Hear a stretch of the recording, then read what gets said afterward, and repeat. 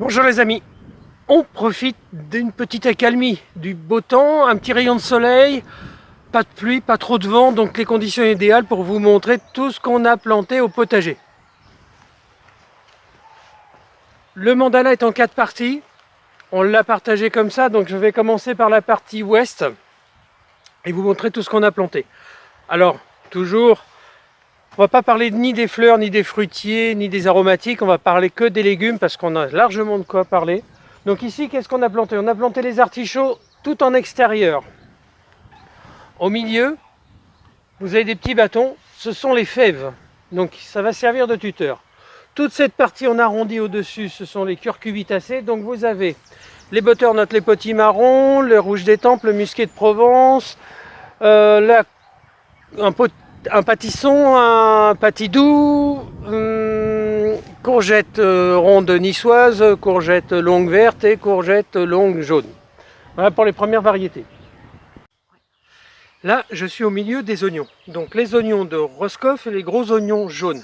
Alors ici, j'ai commencé à désherber, donc retirer toutes les herbes qui me gênent. Là, j'ai pas encore eu le temps et puis j'ai été arrêté par la pluie, donc d'ici 1 ou 2 jours, je vais m'y remettre. Ici, c'est ma première rangée d'endives qui est ici sur le bord. Là, vous avez les poireaux. La première plantation des haricots verts avec laquelle j'avais fait une vidéo. Donc, ils sont bien avancés. Et de l'autre côté, je vais vous montrer le reste. Ici, j'ai 3 bandes de terrain. La première, ce sont des haricots verts. Donc ici, on a des haricots verts classiques, des haricots verts, ça c'était nos graines qu'on a fait, j'ai retrouvé un petit pot, je les ai plantés, et des haricots beurre. Cette partie-là, je l'ai laissée nue. Il n'y a rien de planté. Pourquoi? Parce qu'on va planter dedans les pois chiches, la deuxième série de carottes, la deuxième série de navets, avec 3 petits carrés. Et ici, ce sont les haricots coco, les haricots pimpolets, 3 rangées, qui aiment beaucoup la présence du céleri rave. Donc j'ai mis le céleri rave à côté. Là, on est dans la partie sud. Dans la partie sud, je me suis décalé d'à peu près 1 mètre du grillage. J'ai planté mes haricots tarbais et mes haricots espagnols. Je les plante d'une certaine façon qui est toute simple. Je les mets en quinconce, donc pour les mettre en trépied, puisqu'après je vais mettre des petits tipis. Et je fais un petit creux de réservation, je mets de la terre, j'arrose. En début de matinée, la chaleur de la journée vient chauffer la terre, je plante mes graines. Je mets du terreau dans ma petite bouteille, je recouvre directement. Pourquoi je fais comme ça? Parce que déjà je suis sûr et certain que je mets bien ma bouteille à l'endroit. Et pourquoi je mets une bouteille? Ça permet 2 choses. Un, d'éviter que les oiseaux viennent nous manger les graines. Et puis la deuxième chose, ça fait des mini-serres. Et puis les haricots tarbais et les haricots espagnols, ça aime la chaleur. Alors dans un petit cocon avec une petite bouteille, c'est super. Double avantage. Une fois que les haricots vont sortir, je vais mettre des filets de protection pour éviter que les oiseaux viennent manger les jeunes pousses. Donc ici on est dans la partie sud du mandala. Vous avez ici devant vous les choux. Donc on a les choux brocolis, les choux fleurs et les choux cabus. C'est un chou frisé qu'on a mis exactement. Là j'ai mis 4 pieds de patates douces. Et j'en ai mis aussi 4 autres d'un autre côté. Je les ai séparés cette année parce que j'ai pris 2 variétés. Après nos melons, les petits gris de Rennes, ils sont magnifiques. Donc là j'en ai mis 6 pieds aussi. Pour revenir sur les choux, puisqu'on est juste devant, j'ai préparé mes arceaux. Alors mes petits arceaux, je les mets assez en longueur. Et je fais un lien avec un petit bout de fil de fer au milieu, de façon à ce qu'ils soient tous tenus les uns les autres. Je mets mes pieds de menthe, donc je vais les rabattre un peu. Et là par-dessus, je vais mettre un voile anti-moustique pour éviter que les papillons viennent manger. Pour l'instant, je les laisse en plein air parce qu'il y a beaucoup de vent, il n'y a pas encore de papillons. Mais on a aussi, surtout, un gros problème avec des limaces. C'est l'année des limaces. Bon, donc on a mis du phosphate sphérique. C'est un produit naturel qui est un coupe-fin tout bête pour empêcher que les limaces viennent manger. Et mes purins sont pas prêts, mes décoctions non plus, donc je suis un peu pris de court, je fais au mieux. Et juste derrière vous, ici, vous avez un pied de rhubarbe. Et tout ça, ce sont des haricots rouges à chili. Donc là, il y a à peu près une dizaine de mètres de haricots rouges qui sont plantés. On est dans une période où il faut planter les fleurs. Donc nous, On a la jachère florale qui est ici. Vous voyez ce triangle qui est avec un bord arrondi. L'année dernière, j'ai ramassé toutes les graines des fleurs mellifères, du tournesol aussi. En plus, j'ai ramassé énormément de graines. Donc j'ai un espèce de petit packaging qui est là. Ça va être planté ici. Donc il y aura les haricots qui vont être en hauteur, les fleurs qui seront devant. Au bord de l'arrondi, on va mettre nos pieds de betterave rouge. Et après, nos choux chinois, ils sont pour l'instant en train de pousser. Ils sont dans la serre à semis.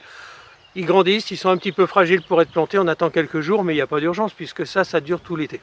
On est dans le carré est du mandala. Vous avez ici les pommes de terre. Alors on a planté deux variétés de pommes de terre. On a planté de la Charlotte et de la Dolwen. Ce sont deux pommes de terre qui vont se garder pour tout l'hiver prochain. Donc ce sont nos pommes de terre de garde. La particularité de la Dolwen, c'est que c'est une pomme de terre. Moi j'ai une pomme de terre 4x4. Ça va en purée, ça va en frites, ça va en sauté, ça va partout. C'est vraiment très intéressant comme pomme de terre. Bon, la Charlotte, les petites Charlottes, c'est super bon. Il n'y a pas de souci, tout le monde sait ce que c'est. Ensuite, on a planté les petits pois. Donc les petits pois, ceux-là, on n'a pas encore eu le temps de mettre. On met des poteaux avec des grillages. Alors on ne met pas du grillage, moi je mets du treillis à carrelage. C'est des petites plaques de fer tissé qui sont forgées ou assemblées, j'en sais rien comment ils fabriquent ça. Ça fait 2 mètres de large sur 1 mètre de haut. Un petit poteau intermédiaire, c'est super facile. Et puis ce qui est bien, c'est qu'on récupère et ces poteaux et ces grillages pour l'année suivante. Là, j'ai fait une petite rangée de piments. Ce sont des piments de Cayenne. Alors, il y a des piments bio, ce sont ceux-là, et il y a des piments F1. J'ai acheté cette année 2 plants F1. 2 plants sur tout ce qu'on a planté sur les plus de 50 variétés de légumes. J'ai juste acheté 2 parce que je voulais voir la différence. Ensuite, dedans, à l'intérieur, donc notre serre qui est cassée, pour l'instant on la laisse comme ça, ce sont les concombres au milieu, donc la première série de concombres avant que la serre casse. Donc ce sont tous des concombres bio. Ensuite, des piments. Alors ici, ce sont des jalapeños. Ensuite, c'est des piments d'Espelette. Après, c'est des piments purple et des piments Bresse. Voilà. Il y aura de quoi faire encore des sauces. Après, on a mis les cornichons. 3 pieds, ça nous suffit largement parce que ça part bien. Vous voyez, ça commence déjà à bien pousser. Ça y est, ça fait ses premières feuilles. Ils ont pris. Après ici, j'ai acheté ça dans une petite serre. Je ne connaissais pas cette variété. C'est des concombres à confire. Alors c'est des tout petits concombres comme ça et on va les confire. Je ne sais pas du tout ce que ça va donner pour être honnête, mais j'avais envie de m'amuser un peu et puis ça change aussi de faire d'autres choses. Ça c'est les restes de pommes de terre de l'année dernière. C'était de la toute petite Charlotte. Il m'en restait, je les avais plantées un peu tard pour voir si ça pouvait. Bon et puis résultat il me reste des micro pommes de terre et ça me fait des petits départs de plants. Je les arrache parce que j'ai pas envie d'avoir des pommes de terre au milieu des légumes. De ce côté-ci, j'ai replanté une deuxième série d'endives. Donc j'ai un rang et demi. Moi je les calcule en mètres linéaires. Pour moi un rang c'est 3 mètres. Quand je dis un rang et demi, c'est à peu près 5 mètres quoi. Ensuite, j'ai fait de la salade. Donc j'ai mis du mesclun traditionnel. Et là j'ai acheté du mesclun bio sur des petites bandes de papier. Ils sont déjà tout présommés. C'est un truc, c'est un peu c'est pour le jardinier feignant quoi. Donc, mais bon, j'avais envie aussi. Donc vous voyez, on a vraiment beaucoup mieux préparé notre terrain cette année parce qu'on a eu le temps. Ensuite, on a les blettes. Donc maintenant on dit poirées. On dit plus blettes ni bêtes, on dit poirées. Donc bon, moi j'appellerais toujours ça des blettes. Le céleri branche, qui n'est pas du tout avec le céleri rave. Je les ai séparés cette année. L'année dernière, je sais pas, on a eu un souci. Donc là, ils étaient tout jaunes quand je les ai achetés. Ça y est, ils sont pris, ils ont verdi. Bon, alors j'avais préparé le terrain. J'ai mis de l'azote dans le terrain. On a bien bossé cette année pour ça, on a eu le temps. Le fenouil. L'année dernière, j'ai eu la bonne idée d'en planter 6. On n'en avait pas du tout assez. Voilà. Alors, le fenouil, quand vous achetez des petits pots, en général, ils mettent des graines et puis ils vous disent il y en a 6 ou 12. Mais en général, c'est multiplié par 3 ou par 4.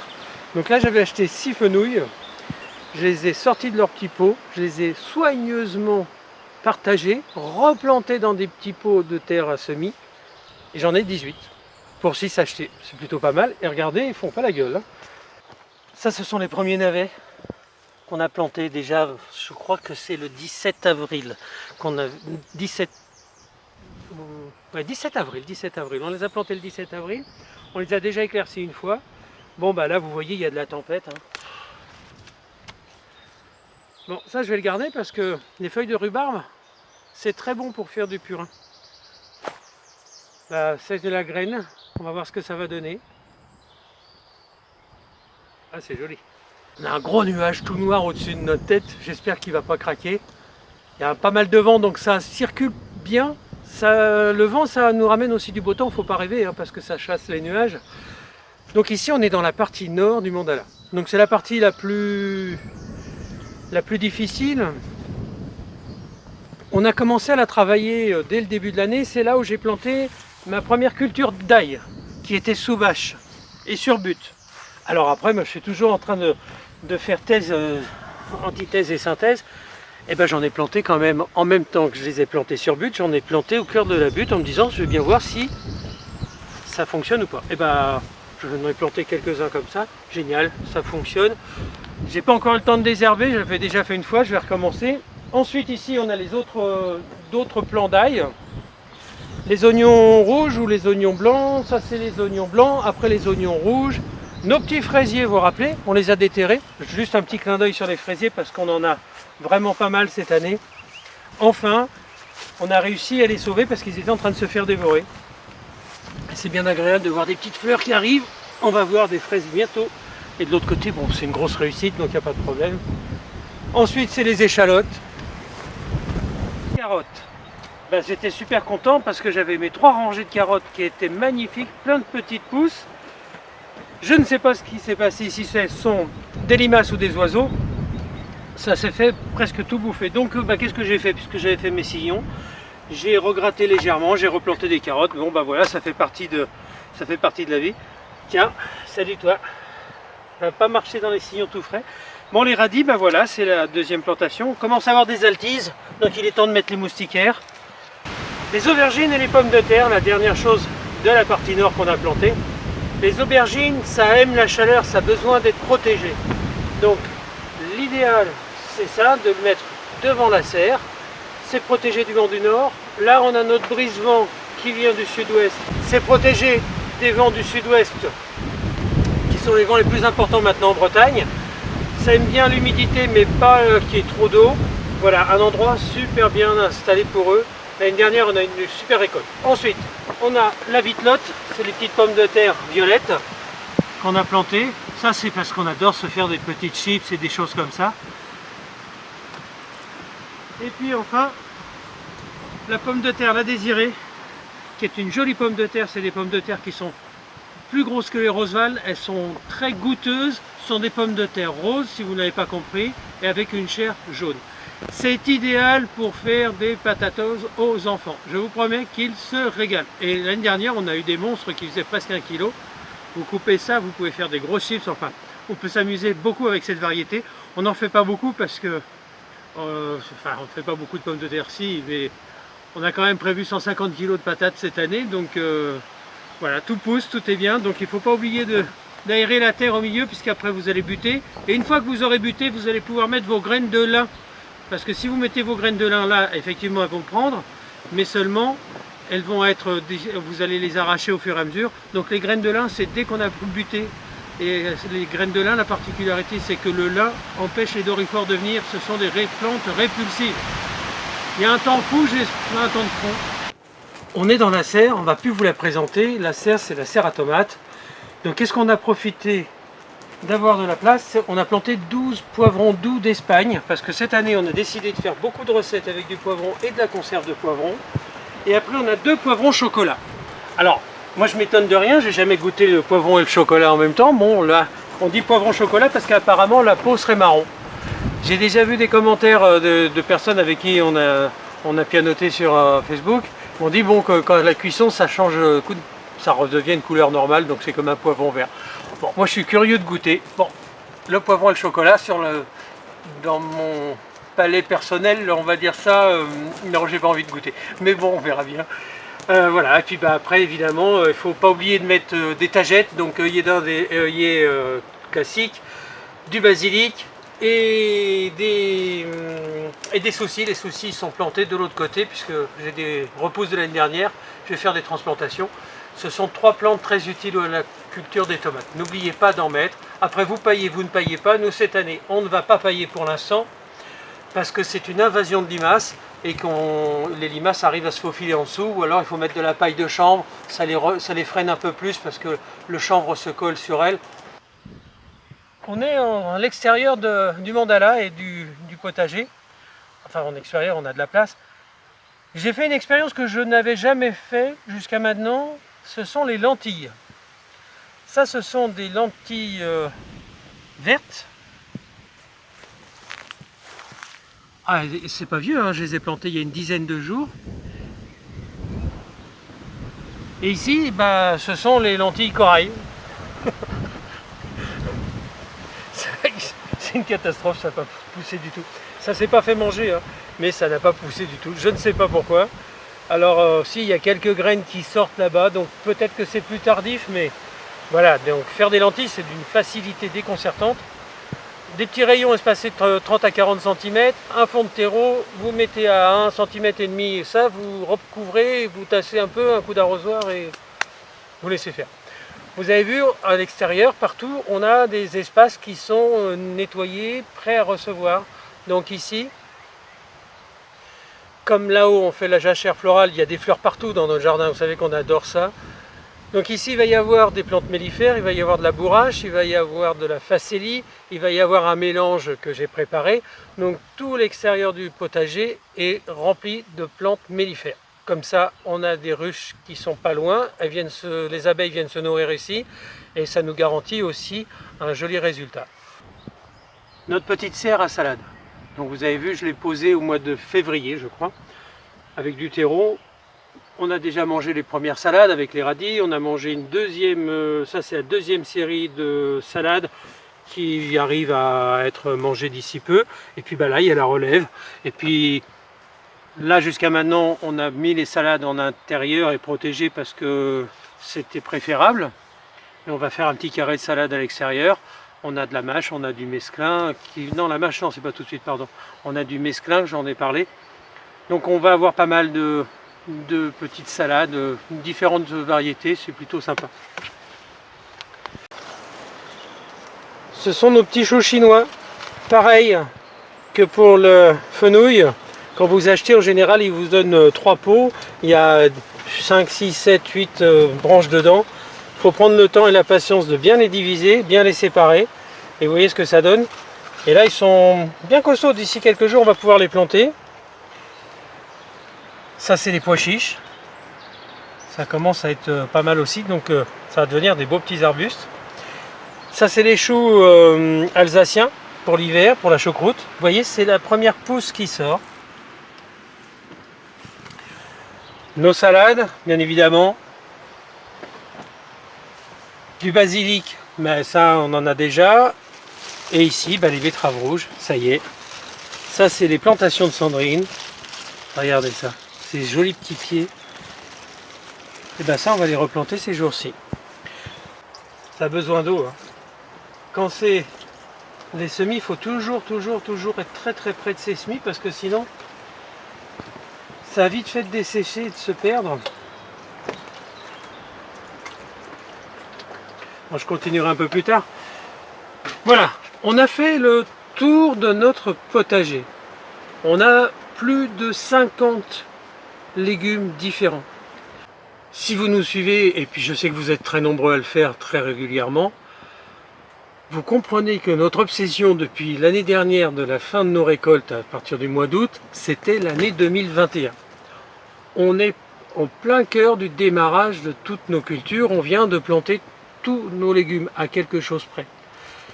Le livre « Nourrir sa famille grâce à son potager », c'est exactement l'exemple de ce qu'on le voulait vous faire savoir, vous faire connaître, vous transmettre et le partager.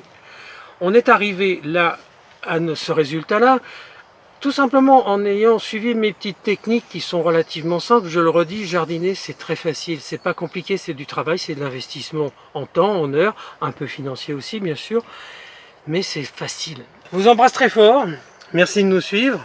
Vous savez qu'en ce moment on est dans la période des 4 ans de Popoter Potager. Sandrine vous fait une petite vidéo spéciale tous les samedis. On est super heureux, on va vous recevoir aussi. Ah, c'est vraiment une année où on est content parce que on a vraiment, je l'ai dit il y a quelques minutes, tout misé l'année dernière dans notre choix de vie, de venir ici, d'avoir un grand terrain, d'avoir un bel espace. On avait envie de vous raconter tout ça, il y a le livre, enfin une année merveilleuse pour nous. Bon, alors effectivement, il y a la Covid, c'est vraiment la grosse restriction. J'espère que vous n'en souffrez pas, non, ça a l'air de se débloquer pas mal. Il y a l'air d'avoir une réactivité. Génial, je vous embrasse et à très vite pour une nouvelle vidéo.